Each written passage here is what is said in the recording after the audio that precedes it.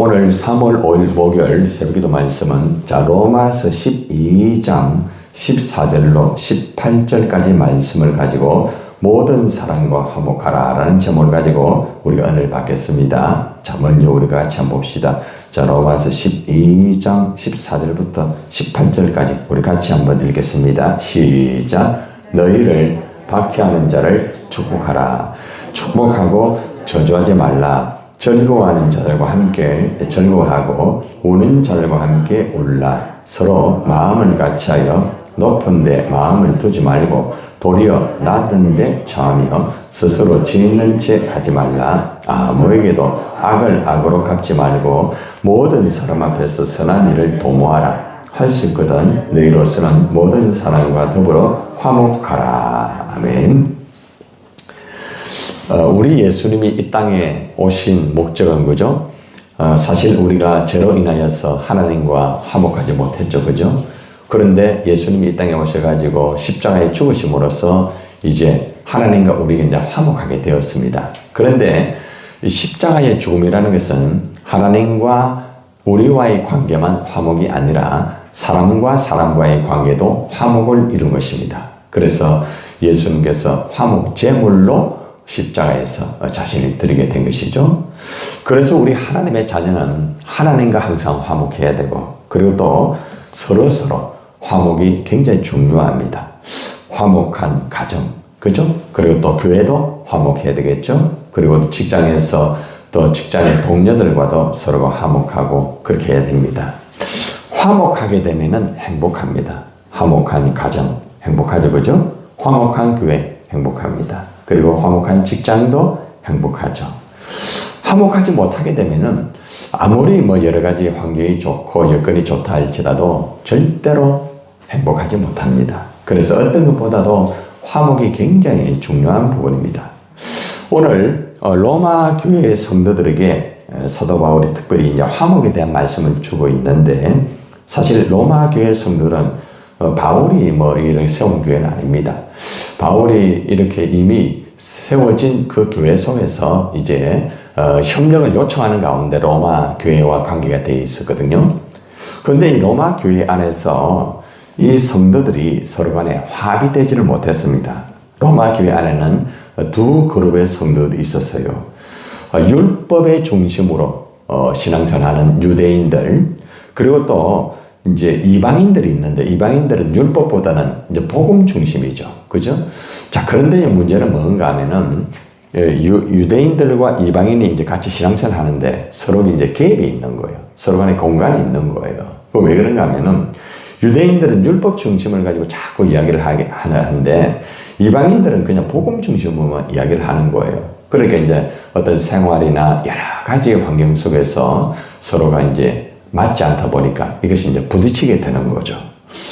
우리가 신앙생활 하다 보면은 율법적으로 이렇게 신앙생활 하는 사람이 있고 또 복음적으로 신앙생활 하는 사람이 있습니다. 근데 율법적으로 하는 사람들은 어떤 생활 속에서 무언가 잘못된 부분이 있을 때에 하나님의 은혜의 복음적인 말씀으로 제시를 해야 되는데 그렇게 하지 못하고 율법적으로 제시를 하면서 율법적으로 이렇게 하다 보면은 굉장히 서로 간의 관계가 좋지 아니하게 됩니다. 그래서 우리가 그런 것을 항상 조심하면서 우리가 서로 성도와의 관계를 잘 이어가야 되는 것이죠. 자, 이런 측면에서 사도 바울이 로마 교회 성도들에게 이제 서로 이제 화목하여라 이렇게 이제 교훈을 해주는 것이죠. 그래서 모든 사람과 화목하기 위해서는 어떻게 해야 되는가, 이것을 사도 바울이 로마 교회 성도들에게 교훈을 해주고 있습니다. 자, 가장 먼저 한번 봅시다. 자, 14절 어떻게 해야 되는지 시작. 너희를 박해하는 자를 축복하라. 축복하고 저주하지 말라. 당시에 로마 교회 성도들은 실제적으로 이제 로마는 사실 굉장히 그 우상이 많습니다. 그런데 이제 특별히 성적인 우상뿐만 아니라 쾌락적인 우상뿐만 아니라 물질적인 우상뿐만 아니라 여러 가지 다양한 우상들이 참 많았습니다. 그런데 그 가운데 황제에 대한 우상도 있었습니다. 자, 이런 가운데서 이들이 신앙생활을 하려고 하니까 로마로부터 어떻게 했습니까? 굉장히 핍박을 받는 거예요. 그죠? 근데 이제 핍박을 받는 가운데서 이들이 굉장히 힘들었지만은 사도 바울이 그들을 향하여서 너희를 박해하는 자를 축복을 하라는 거죠. 여러분, 박해하는 사람을 어떻게 축복하겠습니까? 힘들잖아요. 그죠? 그런데 바울은 박해하는 자를 축복하는 것이 바로 기독교다. 십자가의 정신이다. 이렇게 말을 하면서 절대로 축복하고 저주하지 말라고 말합니다. 어때요? 여러분들은 여러분을 핍박하고 박해하는 사람을 축복할 수 있겠습니까? 쉽지 않죠.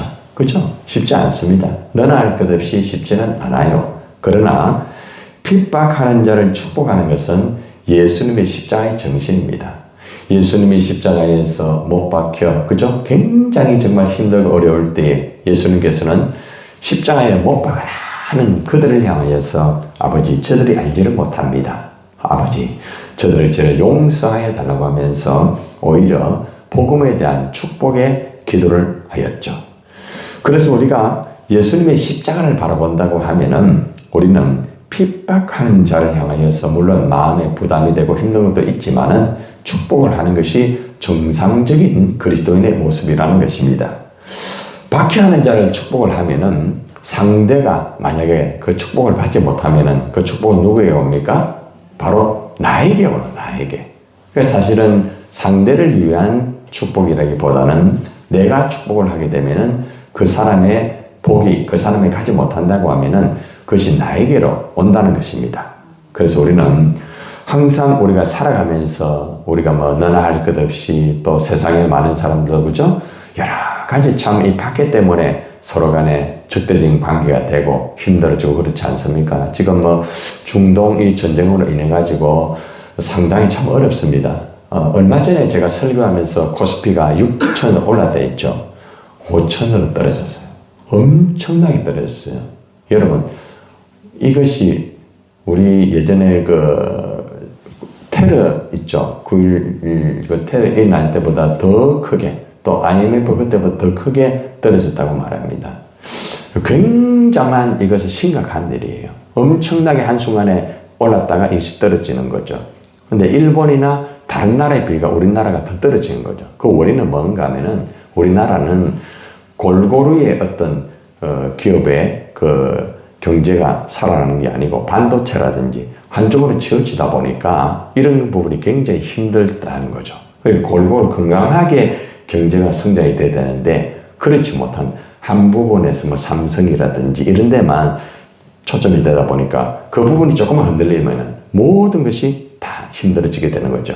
그리고 지금 원화의 가치도 굉장히 떨어지게 됐고 전쟁이 나면 엔화가 훨씬 더 올라가게 됩니다.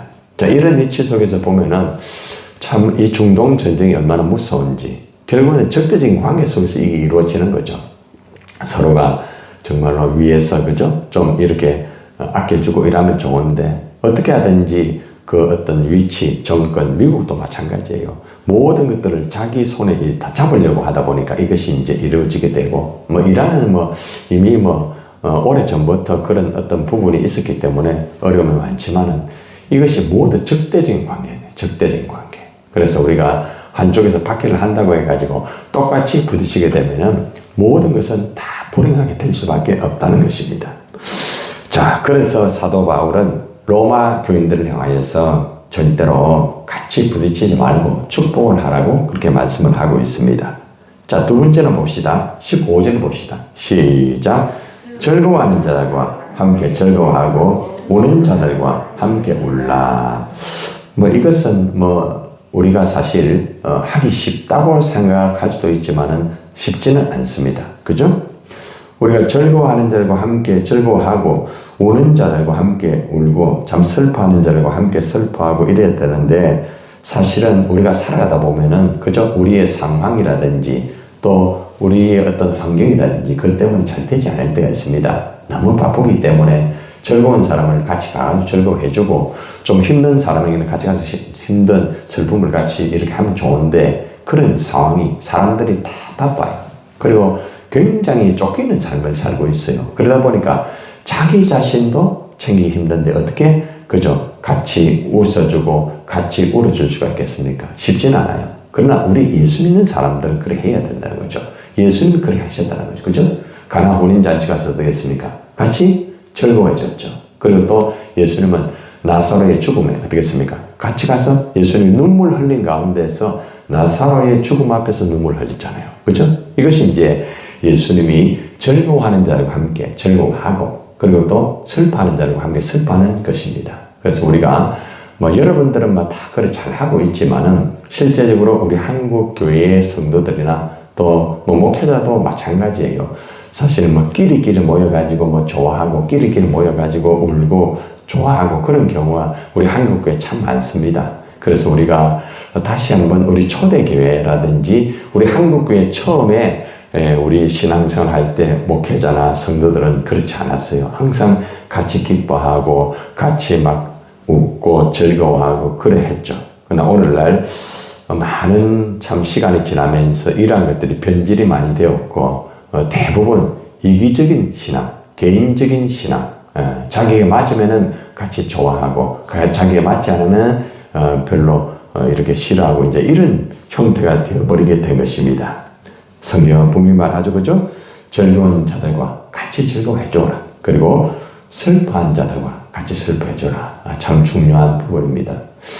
이번에 제가 신방을 하면서도 이렇게 우리 이 성도들 보면은 대부분 많은 분들이 많이 힘들어요. 그래서 이제 같이 가서 그걸 격려해주고 또 그들의 문제가 있을 때는 어떤 말씀만 전해주는 게 아니라 그 문제를 직접 풀어줍니다. 그랬더니 얼마나 참 감사한지 몰라요. 그래서 우리가 이런 부분에서 언제나 같이 웃고 같이 또 즐거워하고 같이 슬퍼할 수 있는 그러한 모습이 화목이 이루어질 수 있는 거겠죠. 자, 그 다음에 16절 한번 봅시다. 시작. 서로 마음을 같이 하며 높은 데 마음을 두지 말고 도리어 낮은 데 처하며 스스로 지는 채 하지 말라. 이것은 딱 한마디로 말하면 서로가 하나가 되라. 마음이 하나 되는 게 굉장히 중요합니다. 오늘날 우리가 보면은 사람들이 일은 같이 하는데 마음이 하나 되지 못한 그런 공동체가 많이 있습니다. 그죠?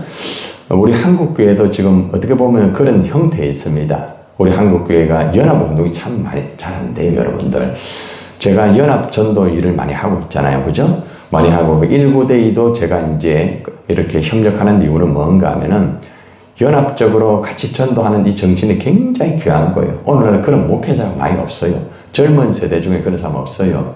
그런데 이 목사님을 제가 딱 보고 내가 느낀 것은 뭔가 하면은, 그분이 굉장히 탁월하고 이런 것은 없지만은 아주 순수하게 복음을 위하여서 그렇게 하고 있더라고요.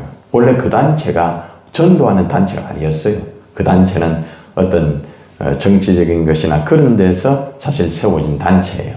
그런데 이 양반이 이것을 맡으면서 이 부산의 복음을 위해서 나름대로 하나님의 음성을 듣고 젊은 세대 목회자로서 이렇게 하는 것을 보고 제가 참 감사했어요. 저도 그 정도 그때에 그렇게 살았거든요. 그래서 오늘날 그런 젊은 목회자, 정말 복음을 위해서 자기를 드릴 수 있는 목회자가 많이 없어요. 근데 제 눈에 그게 들어왔기 때문에 그래, 정관과 함께 스포트를 해가 한번 해보자는 그런 하나님의 사인을 주셨고, 그래서 그 일을 하고 있고, 또 그리고 부산노예 우리 연합전도도 하는 이유가 사실은 누구도 앞장서가지고 하기 힘듭니다. 규모가 크다고 해서 못해요, 이거는.